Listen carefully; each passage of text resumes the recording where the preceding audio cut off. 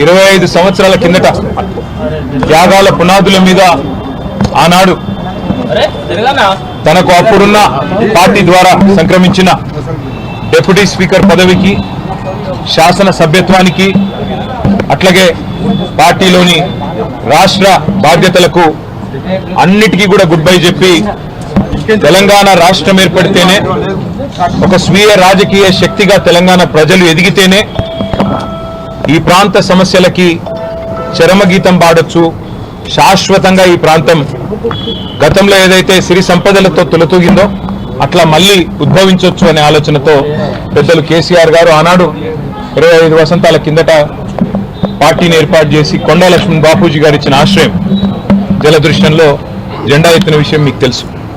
మరి 25 సంవత్సరాల్లో ఒక అరుదైన చరిత్ర కలిగిన పార్టీ బీఆర్ఎస్ పార్టీ.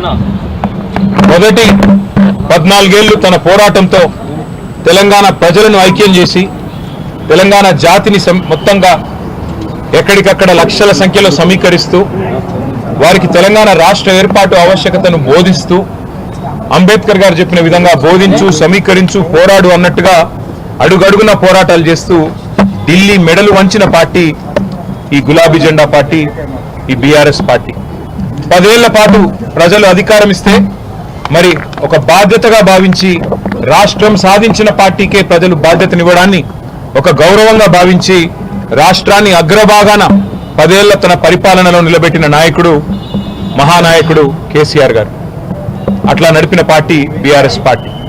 అదేవిధంగా గత 2.5 సంవత్సరాలుగా ఈ దుర్మార్గ అరాచక పాలనకు వ్యతిరేకంగా తెలంగాణలోని కోట్లాది మంది అణగారిన వర్గాల తరపున, అణగారిన ప్రజల తరపున ఇవాళ వారి గొంతుకై నిలుస్తున్నది బీఆర్ఎస్ పార్టీ. ఆనాడు 14 ఏళ్లు ఉద్యమ పార్టీగా, 10 ఏళ్లు అధికార పార్టీగా, గత 2.5 ఏళ్లు ప్రతిపక్ష పార్టీగా అన్ని పాత్రలు, ప్రజలిచ్చిన ప్రతి పాత్రను సమర్థవంతంగా పోషిస్తూ ఇవాళ భారతదేశ చరిత్రలోనే అతి కొద్ది పార్టీలు, 25 వసంతాలు పూర్తి చేసుకున్న పార్టీలు వేళ్ల మీద లెక్కబెట్టదగ్గ సంఖ్యలో ఉంటాయి. ఆ కోవన చేరింది బీఆర్ఎస్ పార్టీ కేసీఆర్ గారి నాయకత్వంలో. మళ్ళీ ఒకసారి ఈరోజు పునరంకితం అవుతున్నాం. ఖచ్చితంగా తెలంగాణ ప్రజలకు ఒక స్వీయ రాజకీయ అస్తిత్వం ఉండాలి అని ప్రొఫెసర్ జయశంకర్ గారు ఎప్పుడు ఏదైతే చెప్తా ఉండేవారో, ఎట్టి పనికైనా మట్టి పనికైనా మనవాడే ఉండాలని చెప్తా ఉండేవారో, అట్లాగే మళ్ళీ పునరంకితం అవుతాం.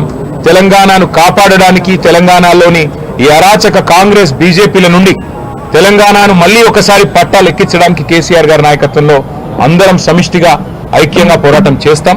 తప్పకుండా 2028వ సంవత్సరంలో తిరిగి మళ్ళీ తెలంగాణ రాష్ట్రానికి కేసీఆర్ గారిని ముఖ్యమంత్రి చేసేదాకా మేమందరం కూడా ఆయన సైనికులుగా, తెలంగాణ ప్రజల ప్రతినిధులుగా, తెలంగాణ బలంగా, బలగంగా, తెలంగాణ దళంగా కలిసికట్టుగా కదం తొక్కుతాం. తప్పకుండా తెలంగాణకి మళ్ళీ ఒకసారి పునరంకితం అవుతాం. ఈ పవిత్ర రోజున, పార్టీ ఆవిర్భవించిన ఈ పవిత్ర రోజున, 25 వసంతాలు పూర్తి చేసుకున్న ఈ రోజున తప్పకుండా మాకు మరింత ఉత్సాహం, మరింత ఉత్తేజం ఇవ్వడానికి మా నాయకుడు కేసీఆర్ గారు ఇప్పుడు మధ్యాహ్నం 2 గంటలకి రాబోతా ఉన్నారు. వారి రాక కోసం, వారి దిశానిర్దేశం కోసం తెలంగాణలోని లక్షలాది మంది గులాబీ దండు ఎదురు చూస్తా ఉన్నారు.